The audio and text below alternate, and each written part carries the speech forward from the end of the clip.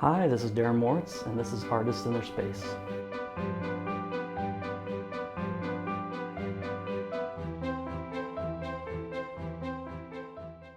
I am originally from Hutchinson, Kansas, born and raised. I have been an artist my whole life. As my mom said, if I wasn't going to be an artist, I would be miserable for the rest of my life. What inspired me to become an artist was comic books, especially comic book shows of the early 90s like X-Men, Spider-Man, Batman, the animated series.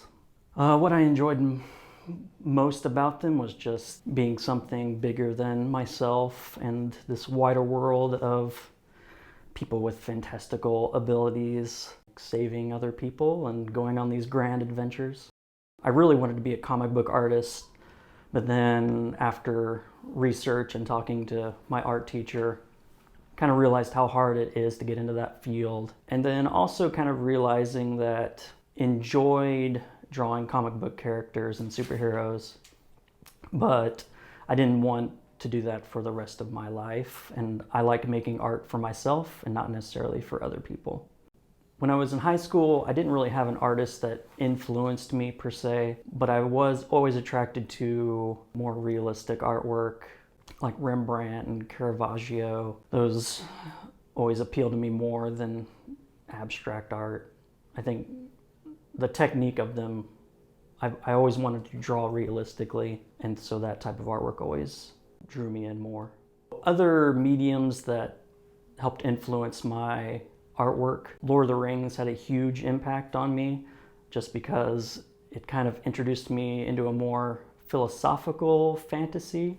In regard to my style, I definitely take a more illustrative approach with my painting and drawing. Caravaggio is still a very large artist influence for me. Francis Bacon is another important influence for me in terms of bringing in a psychological element to my artwork. My creative process can take two paths depending on the piece. It could be extremely planned. Usually the larger the piece, the more planned out it is. And then the smaller the piece, the less planning I do. I'll usually either have a general idea in my head that I'll work from and then flesh it out. I may not have a direct plan with that to begin with, but just through whatever images I select, build the piece. So with this particular body of work, I'm using a lot of flower imagery. So I chose watercolor and flower imagery. I just really wanted to challenge myself because I knew I'd given up acrylic and oil just because they were starting to bore me. So 3 pieces I'm currently working on right now that deal with using my flower symbolism is one piece uses the candy tuft flower and it symbolizes indifference.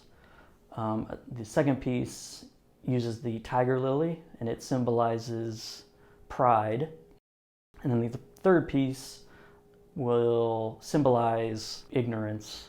But those 3 pieces basically sum up the 3 issues that I feel humanity has. My primary mediums, I would say, is anything drawing. I'm the most comfortable when I'm drawing. And so with the watercolors, I started doing the landscapes as a way to just practice them, and they don't have to be fully controlled with the landscape. So the difference between my work in undergrad and compared to now was the concept of my undergrad work was pure chaos and controlling that chaos. In my work after I graduated, I wanted to do something that kind of responded to the new digital age and social media. It was kind of an extension of that chaos, but incorporating the digital age, so it was very pixelated artwork and then also chaotic as well. I feel like I live a very boring life, and so my art is a way to not be boring. I like that my art is very loud because it's the opposite of me usually. So I've been a high school art teacher for 5 years now, and the two biggest benefits I get out of it in my own art career is just me explaining art to my students helps me comprehend it even more myself. So the environment in which I need to work is very open. So I have my studio space here, but I could literally work anywhere if I so chose.